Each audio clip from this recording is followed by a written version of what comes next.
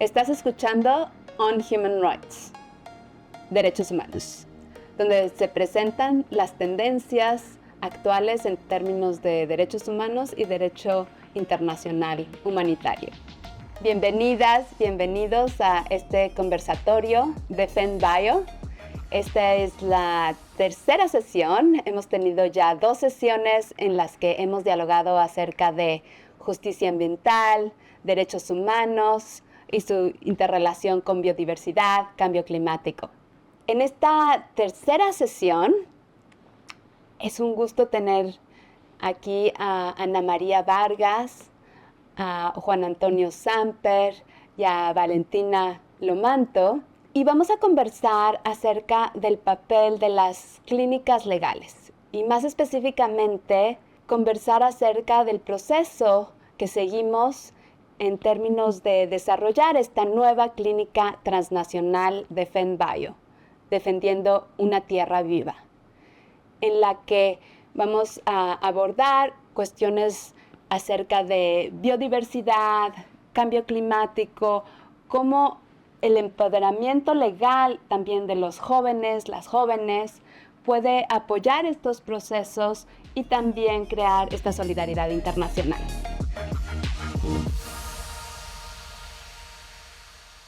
Bienvenidas, bienvenidos a este conversatorio. Es un gusto estar aquí con ustedes y poder compartir esta experiencia con una audiencia muy amplia. Vamos a abordar una primera pregunta que tiene diferentes elementos transnacionales que hemos estado trabajando juntos y que nos encantaría compartirlo con la audiencia y también recibir en su momento también retroalimentación. La pregunta es, ¿cómo clínicas legales con dimensión específicamente transnacional, como la clínica legal de FENBio, defendiendo un mundo vivo, puede contribuir a estas transformaciones de la sustentabilidad y también a la justicia ambiental? Juan, si te quieres presentar y responder esta pregunta inicial. Claro que sí. Muchas gracias, Claudia, por esta invitación. Mi nombre es Juan Antonio Samper. Soy un abogado colombiano con estudios de maestría en estudios ambientales acá de la Universidad de Lund y actualmente estoy haciendo un doctorado en el Centro de Estudios de Sostenibilidad de aquí de la Universidad de Lund también. Me parece que quizás para responder a esa pregunta también hay que de pronto abordar un poquito desde dónde venimos para llegar a la clínica de FENBio, que un poco nació de manera orgánica por un interés de varios colegas en coordinar esfuerzos, pero también por varios procesos que cada uno de los individuos estaba llevando y cada una de las metas que cada una de las personas tenía. Y todo eso, digamos que todo ese nacimiento orgánico que después pienso yo que se consolidó con el proyecto de FENBio, tuvo momentos como, por ejemplo, la presentación de un amicus a la Corte Constitucional colombiana cuando se estaba estudiando la constitucionalidad del Acuerdo de Escazú, en el que tuvimos la oportunidad de enfocar la importancia de los artículos de este acuerdo internacional que tenían que ver con los defensores del medio ambiente y los derechos humanos. Y que pues resultó finalmente en la aprobación constitucional del Acuerdo de Escazú. Entonces, desde digamos, esta visión transnacional se pudo tener una visión acerca de acercarnos a un acuerdo internacional, también a un proceso legal, político, como el de la Corte Constitucional, pero también viniendo desde una serie de experiencias y no solamente éramos colombianos, estás tú que también eres una abogada mexicana y está digamos, toda una red de diferentes nacionalidades y de diferentes ubicaciones que permiten también abordar todo esto. Gracias, Juan. Y bueno, también resaltar que esa invitación a hacer el amicus también nos llegó de colegas de otras clínicas jurídicas en Latinoamérica y el Caribe, que nos invitaron también a ser parte de estos procesos y que ven la necesidad de reconocer que si bien Latinoamérica y el Caribe en muchos aspectos está muy avanzada en materia legal, por ejemplo, mencionaste el reconocimiento de los derechos de personas defensoras en el Acuerdo de Escazú. A veces los retos que vienen a Latinoamérica y el Caribe vienen de otras regiones del mundo, incluyendo Europa, ¿no? Entonces, como nuestro rol no es duplicar esfuerzos, sino realmente complementar y catalizar esfuerzos que también en este caso se están dando en Latinoamérica y el Caribe y en otras regiones del mundo. Entonces, lo que señalas es muy importante y también como trajimos este pues, derecho internacional, ¿no? Que si bien cada uno de nosotros tiene nuestra experiencia como abogadas, abogados de Colombia, de México, algunos de nosotros nos especializamos en derecho internacional, ¿no? Entonces, eso también viene a contribuir a diferentes procesos, no importando necesariamente cuál es el sistema nacional. Entonces, esa coordinación que mencionas parece súper interesante. Bienvenida, Valentina. ¿Te quisieras presentar y contribuir a este conversatorio? Por supuesto, muchas gracias primero por la invitación a esta reflexión, a este compartir. Mi nombre es Valentina Lomante, yo también soy abogada y antropóloga colombiana, con estudios de maestría en Ecología Política y Justicia Ambiental, ahora haciendo mi doctorado en el Centro de Estudios sobre Sostenibilidad acá en la Universidad de Lund, en particular investigando sobre el rol de los procesos de defensa del territorio y las personas defensoras de derechos humanos en asuntos ambientales en transformaciones socioecológicas radicales. Yo quisiera un poco tejer con lo que ha dicho Juan antes y la pregunta que nos propones Claudia con la imagen de una tejedora, ¿no? Y que pienso que esto es lo que puede hacer una clínica jurídica transnacional y es tejer actores, espacios de incidencia política, de acción jurídica a diferentes escalas, todas relevantes para hacer frente a problemas y a retos socioambientales, ¿no? Que afectan desde lo local, pero que tienen raíces importantes también en lo transnacional, en lo regional, en lo nacional. Y a propósito de esta metáfora, ya Juan nos contó un poco lo que primero hicimos en incidir en la adopción del Acuerdo de Escazú a nivel nacional en Colombia, y yo voy a compartir un poco lo que hicimos después, el siguiente pasito que dimos, que fue la formulación de este documento de discusión a propósito de las contribuciones que se estaban pidiendo para alimentar el plan de acción regional orientado a la protección de defensores. Esto es en particular la implementación del artículo 9 del Acuerdo de Escazú. Entonces, desde este tejido también diverso que somos y que ahora toma forma en esta clínica jurídica, pues desde diferentes experticias y ángulos contribuimos lo que consideramos importante para pensarse ese plan regional de protección para defensores. Entonces ahí entramos tejiendo desde lo nacional, luego un poco más en lo regional, en ese espacio pues, de incidencia y de acción sociojurídica. Y bueno, Valentina, siguiendo este punto del documento de discusión y como el proceso rico que tuvimos y cómo el tema de personas defensoras, integrarlo con interseccionalidad, ¿no? Hablamos en derecho internacional, en términos de que hay diferentes tratados internacionales específicamente relevantes para grupos en particular, mujeres, niños, niñas, pero a veces que este enfoque de interseccionalidad no es tan claro de cómo aplicarlo cuando vienen cuestiones de personas defensoras. Y bueno, sé que lo has estado trabajando en términos, pues, tanto de tu contribución a la clínica, pero también en términos de tu investigación-acción. Entonces, ¿cómo tú trajiste a este documento de discusión que finalmente se compartió en un ámbito regional este aspecto de interseccionalidad? Bien, gracias. Creo que es un punto muy importante y me gustaría aclarar que responde a un llamado que han hecho también las personas defensoras que han integrado los foros de defensores que de alguna manera acompañaron todo el proceso de formulación del plan regional y era esto precisamente de la protección a defensores, hay que pensarla desde la diversidad de posicionalidades, identidades, que a su vez son múltiples, ¿no? No es una identidad homogénea, sino que están precisamente intersectadas, están compuestas por intersecciones entre diferentes ejes de identidad, pero también que suponen opresiones, ¿no? No es lo mismo ser una persona defensora desde una ciudad, desde un ejercicio profesional, un hombre mestizo o blanco aquí en Europa o incluso en Colombia, que una mujer indígena en la línea de frente en una región.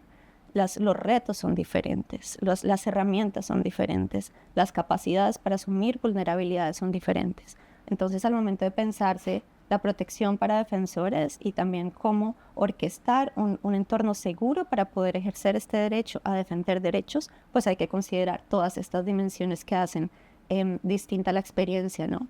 Y responder a esta diferencia desde pues, la política pública y cómo se va a formular la implementación a nivel nacional de ese plan regional, ¿no? Entonces lo que hicimos fue un poco, pues mi persona en ese documento de discusión, resaltar la importancia de pensarse las medidas para la implementación del artículo 9, en tanto la protección de personas defensoras desde esta perspectiva interseccional. Gracias, Valentina. Esto es muy importante y también algo que, bueno, si bien todos somos abogados, también reconocemos la importancia de otras disciplinas.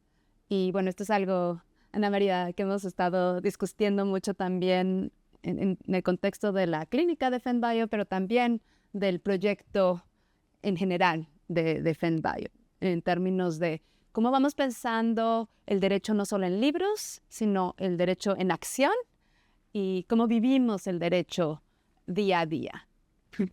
Y como una clínica legal, también teniendo en cuenta la dimensión intergeneracional, y ahí, bueno, tenemos a 2 estudiantes aquí de doctorado, jóvenes, y también dentro de la clínica, otros aún más jóvenes en términos de que están haciendo su maestría. Entonces, el elemento pedagógico en términos de contribuir a estas transformaciones de sustentabilidad y esta justicia ambiental, ¿cómo ves que una clínica como FENBio puede contribuir a esto? Muchas gracias, Claudia, por la invitación. Mi nombre es Ana María Vargas, soy investigadora de la Universidad de Lund, también abogada colombiana, aquí como Juan y Valentina, y trabajo en el Departamento de Sociología del Derecho. Me gustaría contarles cómo cuando Claudia empezó la clínica recibimos una cantidad de aplicaciones impresionantes y pensábamos inicialmente que iba a ser de personas de facultades de derecho, interesados en derechos humanos, pero no, en realidad había personas que venían de ciencia política, de sociología, de negocios, de áreas de medicina, de salud, y pensamos como, uy, ¿por qué? ¿Por qué están interesados en este tema? Y decidimos abrir espacio a tener una clínica que es intergeneracional, pero también interdisciplinaria. Lo que nos ha enriquecido enormemente. Entonces vemos el problema ambiental no solamente del derecho a un ambiente sano, sino que eso, claro, significa problemas para la salud en una persona en el Putumayo, en Colombia.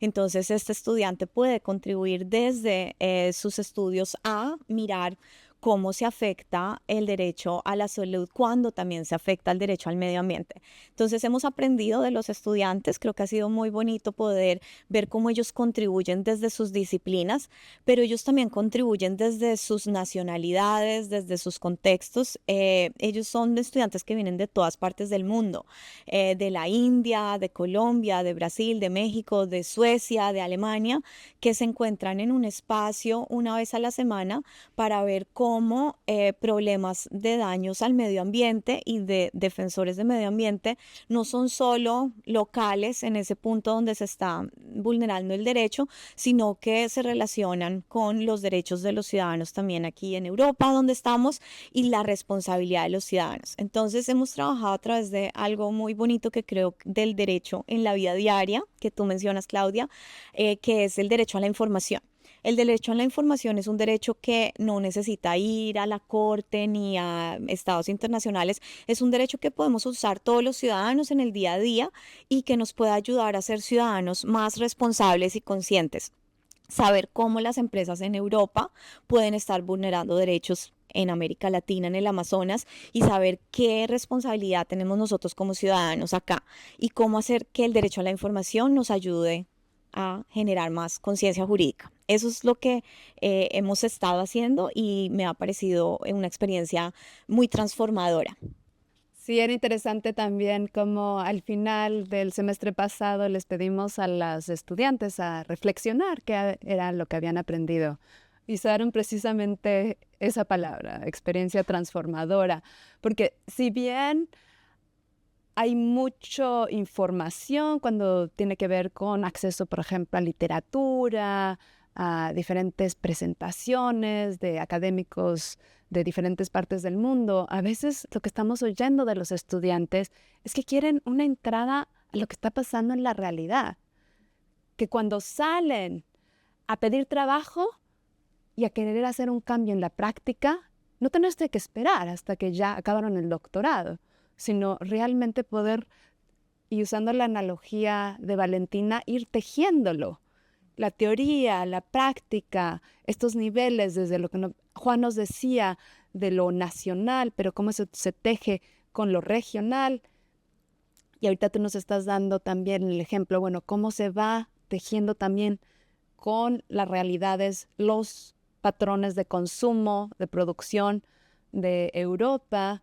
Y también me gustaría que nos dijeras y nos compartieras un poco más de este proceso que a mí me pareció muy rico, que seguimos de elaborar conjuntamente esta contribución al llamado que estaba haciendo la relatora especial de personas defensoras. Gracias, Claudia. El semestre pasado con las estudiantes debería decir que han sido todo el tiempo mujeres. En realidad eso es una cosa muy bonita para decir, bueno, aquí estamos 3 mujeres, pero las estudiantes que están interesadas en proteger el medio ambiente, muchas de ellas mujeres, nos reunimos y discutimos cómo podíamos traer información de lo local, de lo que estaba pasando en los diferentes casos que estábamos estudiando para esa relatoría de las Naciones Unidas sobre transición energética y cambio climático. Y yo creo que para nosotros como profesoras, pues eso es obviamente un reto y un orgullo muy grande, pero para ellas como estudiantes fue una experiencia muy bonita ver que el trabajo que ellas están haciendo, lo que han investigado, podía contribuir a algo que tenía una relevancia global. Gracias. Y también aquí fue una oportunidad del Instituto Raúl Wallenberg de Derechos Humanos y Derecho Humanitario. También tenemos oficinas en otras partes del mundo. Entonces, eso también da una riqueza en términos de no solo ser una contribución desde Europa, sino realmente que estamos trayendo información, muchas veces directamente de personas, como bien decías, que ven de contextos muy internacionales, con su propia bagaje, tanto académico, pero también de este conocimiento un poco más suave, ¿no? Que viene de haber vivido en otros contextos.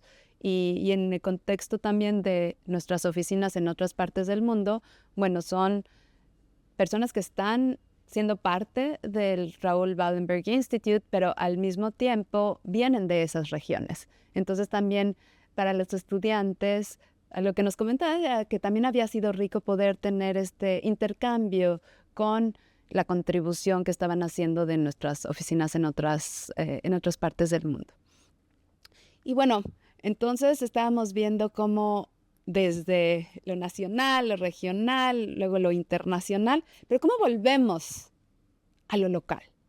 ¿No? Si estamos hablando de personas defensoras, ¿cómo volvemos a lo local?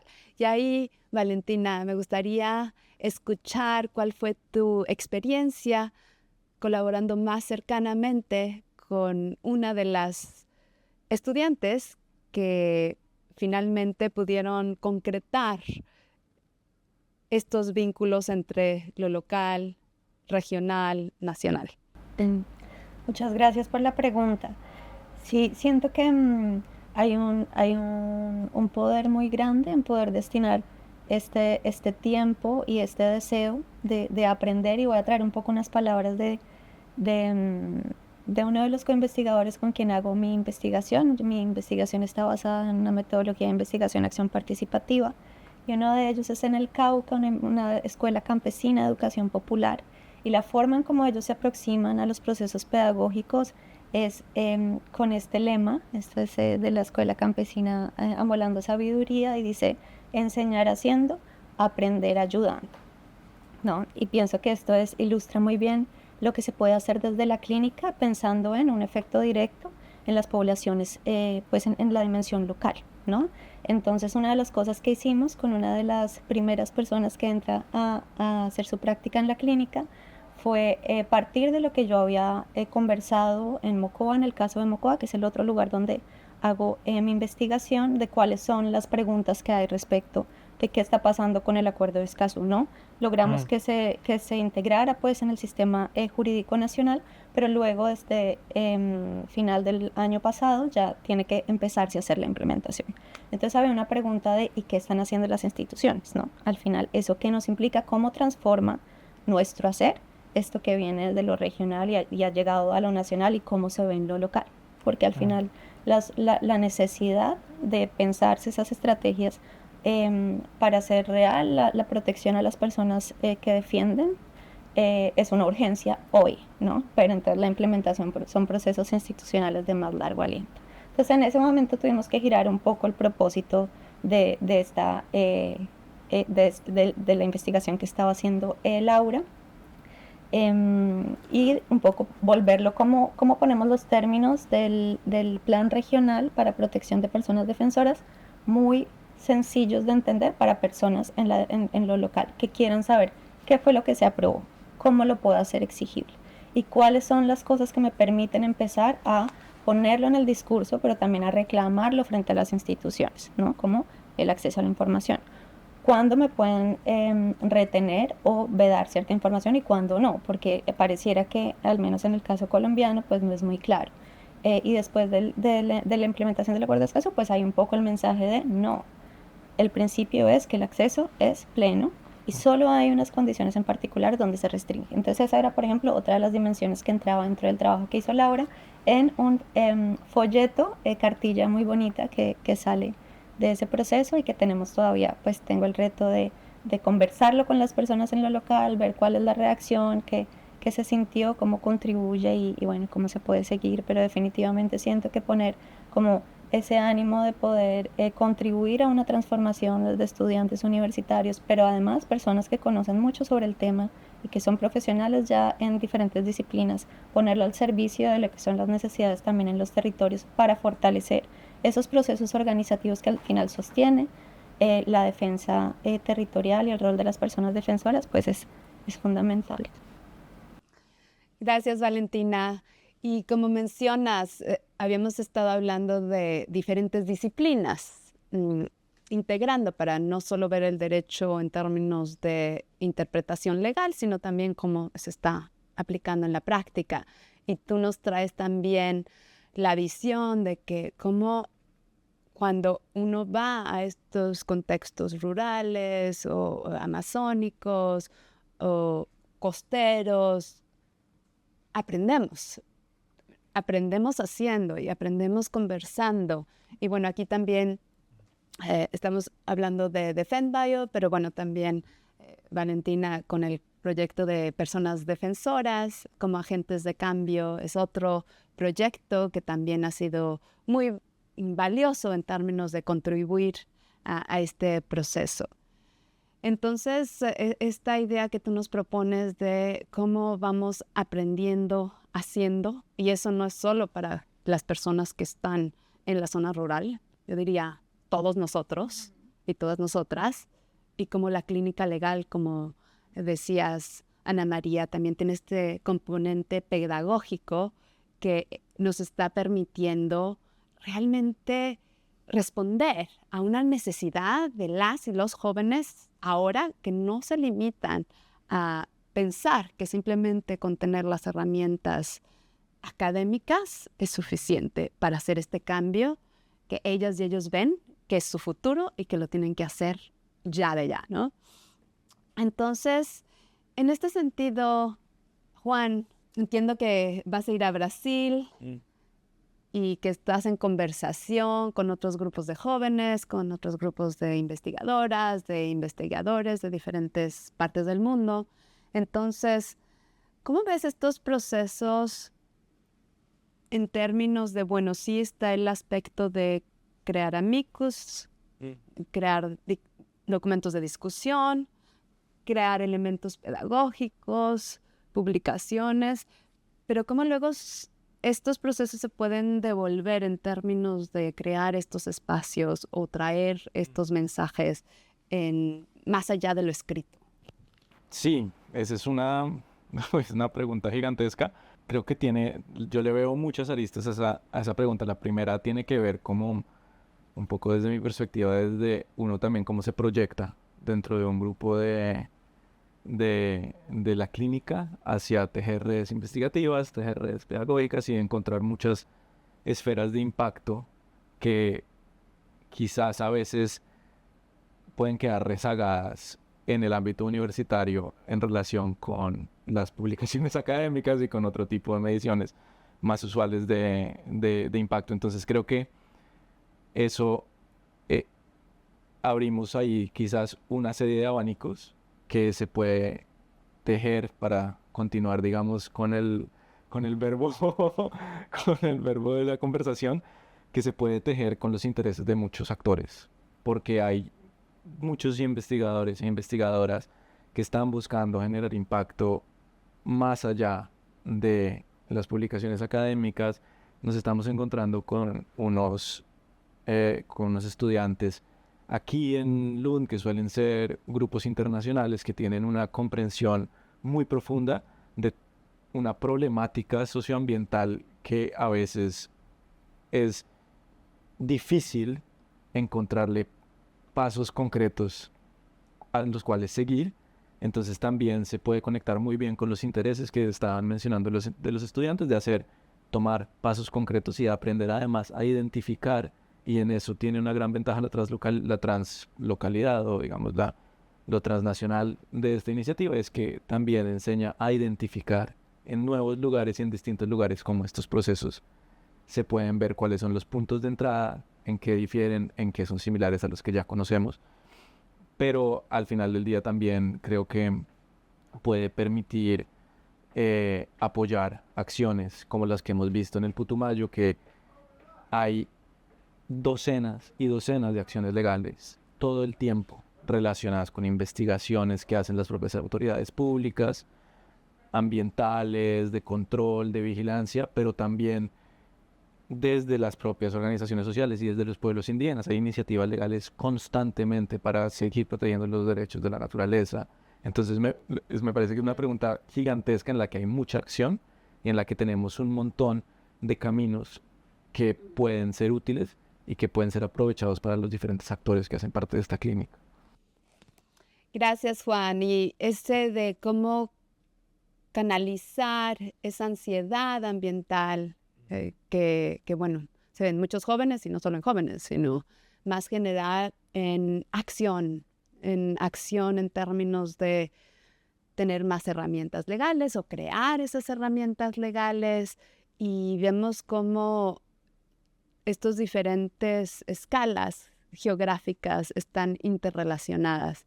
Entonces, Ana María, ¿cómo ves que estos procesos pueden traerse a estos espacios globales, pero a la vez que muchas personas y muchas organizaciones también que vienen de lo local participan en ellas? Muchas gracias, Claudia. Este semestre tenemos la iniciativa con los estudiantes. Uno de los casos que tenemos que está relacionado con la investigación que hace Juan y Valentina es sobre minería de cobre en el Amazonas, en la Andino-Amazonía.